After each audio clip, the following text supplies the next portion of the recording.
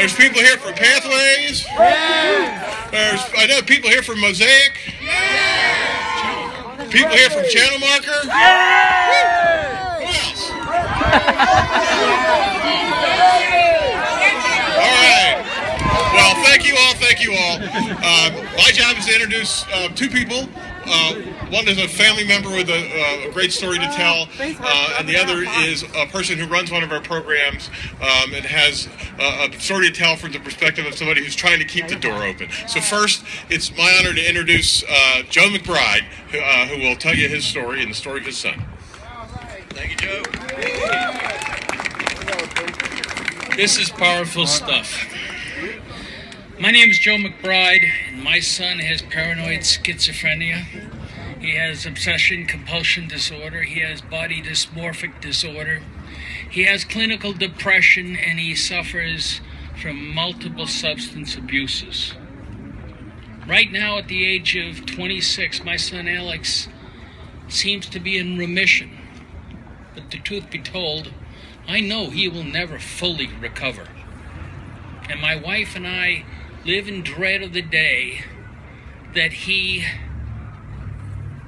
may regress with fatal consequences. Last year, my brother died at his own hand, as my grandfather did decades ago. We don't want Alex to go the same way. But Alex has an inherited genetic chemical imbalance in his brain. He's not responsible.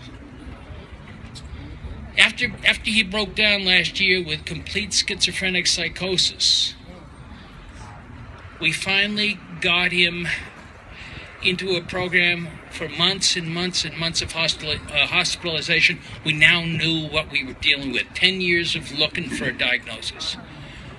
Alex's new therapeutic cocktail works as long as he's taking it.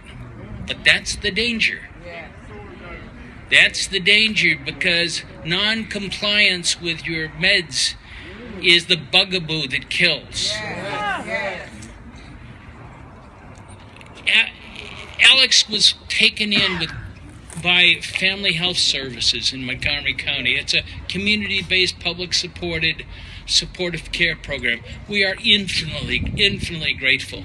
But there are many like Alex who are still on the waiting line. It goes on for months and years.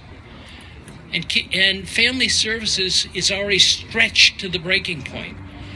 In order to get access, initial access to a psychiatrist, you have to wait 4 to 5 weeks. And now look at these budget cuts. In the case of Family Services, it's $332,000, $250,000. And that's an 18% cut in all of the clinical services that they can provide to my son and to others. That's a 13% cut in the reimbursement that they can give to doctors. And this is already a labor of love, because they're paid far less than private practitioners. In order to deal with this, one of the things they're going to have to do is cut back on same-day access to therapists for people who are critically sick. Cut back to only 2 days a week. The other 5 days a week, sorry, the doors are closed. Go somewhere else. There is nowhere else to go, and many will go into irreparable decline. Without Family Services supported care, my son would face a dismal future. Life on the streets, demons torturing him inside his brain, and an early demise. And along the way, there might be prison. There are many who are in worse shape. Have we no pity? Have we no shame? Have we no sense of brotherly compassion? All right. Yeah. Have we no fear? You got some vote. Make it happen. Make it happen. Now, I will say this to you. 1 out of the 4 of us, as I stand here today, regardless of class or circumstance, education or background, 1 out of 4 of us will be hit by serious mental illness in our lifetimes. But we pretend that it's not happening because this is the great conspiracy. It's the silent killer that we close our eyes to. We must keep the doors open. We must keep the doors open. We must keep the doors open. Because this illness may not kill every time. And this illness is not contagious.